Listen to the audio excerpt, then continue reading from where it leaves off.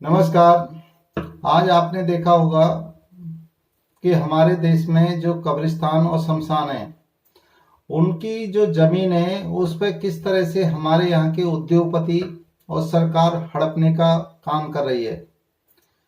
मैं महाराष्ट्र की जनता को बताना चाहता हूँ, मुझे कुछ पता चला है कि महाराष्ट्र में कुछ जो मुंबई में कुछ उद्योगपति हैं, जो देश में कहते हैं कि हम सबसे बड़े उद्योगपति हैं। उन्होंने क्या है कि जो कब्रिस्तान की जो जमीन थी और शमशान की जमीन थी, जिसको यह कि इस्लाम में यह कि बकबोर्ड कहा जाता है, उसकी जमीन थी और उस पर क्या है कि कुछ कब्जा किया हुआ है और उस पे अपने यह कि कोठी और बंगला भी बना लिया है। और शमशान की जमीन तो यह है कि माने चलिए कि इतना शमशान छोटा होता चला जा रहा है कि आज एक ही स्थान पे लोगों को जला के फिर उसकी राख को अलग कर दिया जाता है, फिर दूसरी बॉडी को उसी पे रख के जला दिया जाता है। तो शमशान का दायरा बहुत छोटा हो गया है। कब्रिस्तान का दायरा बहुत छोटा नहीं कर सकते, क्योंकि यह है कि वो जमीन के अंदर दफनाई जाती है मिट्टी, और उसमें ये है कि मिट्टी के अंदर बॉडी दफनाई जाती है और उसको यह है कि काफी समय लगता है, 3 या 4 महीने उसको बॉडी को नष्ट होने में। तो ये है कि जो कब्रिस्तान की जो जमीन है वो काफी बड़ी एरिया में होती है। तो उस पे क्या है कि जो लोगों ने इस्लाम धर्म के या जो यहाँ पे जो बड़े लोग थे जिन पे जमीन जायदाद अधिक थी, उन्होंने यह है कि दान की हुई जमीन थी। तो उस जमीन पे कुछ लोगों ने, जो शरारती लोग हैं या पैसे का अपना ये कि दम दिखा करके उन्होंने उस जमीन को हड़पा हुआ है। तो मैं विकास इंडिया पार्टी का राष्ट्रीय अध्यक्ष राकेश कुमार सिंह कहना चाहता हूं कि विकास इंडिया पार्टी इन चीजों को बिल्कुल बर्दाश्त नहीं करेगी। हमें शमशान और कब्रिस्तान की जो जमीन है वो बिल्कुल खाली चाहिए।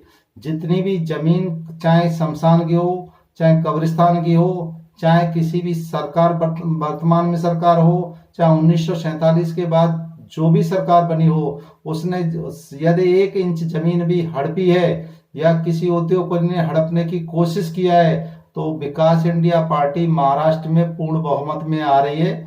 मैं आपको बताना चाहता हूं महाराष्ट्र के युवाओं कि क्योंकि विकास इंडिया पार्टी विधानसभा चुनाव में 51 सीट 1 अक्टूबर को अपने आमदारों की लिस्ट आउट कर चुकी है।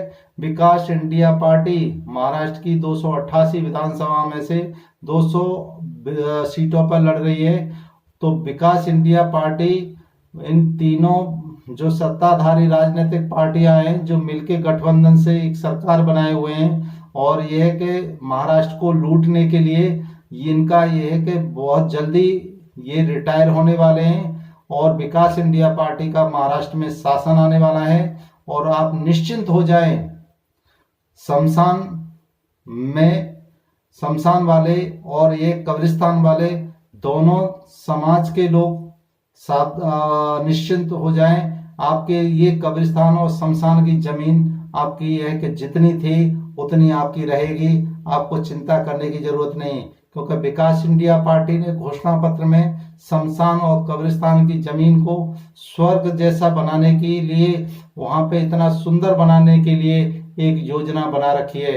क्योंकि अभी हम जिस घर में रहते हैं वहाँ 40 या 50 साल तक रह सकते हैं, परंतु हमारा जो परमानेंट घर है वह हमारा शमशान और कब्रिस्तान है।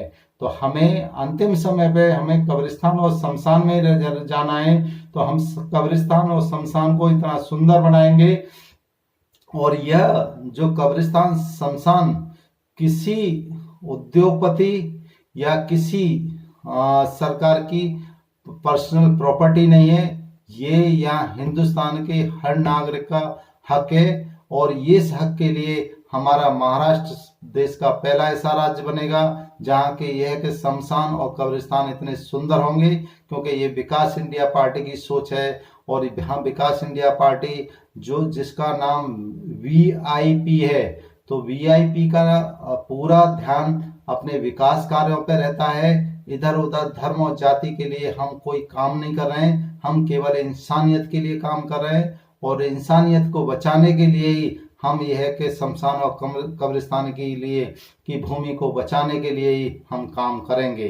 इसलिए यह है कि यहाँ महाराष्ट्र के सभी नागरिक अब निश्चिंत हो जाएं कि आपके घर की जमीन तो ठीक है, परंतु यह है कि आपके कब्रिस्तान और शमशान की जमीन भी आपकी सुरक्षित रहेगी। यह विकास इंडिया पार्टी के राष्ट्रीय अध्यक्ष राकेश कुमार का महाराष्ट्र की जनता से यह मेरा वायदा है, और यदि मैं अपने वायदे पे खरा नहीं उतरता हूं तो विकास इंडिया पार्टी अपना रजिस्ट्रेशन कैंसिल करा लेगी। जय हिंद।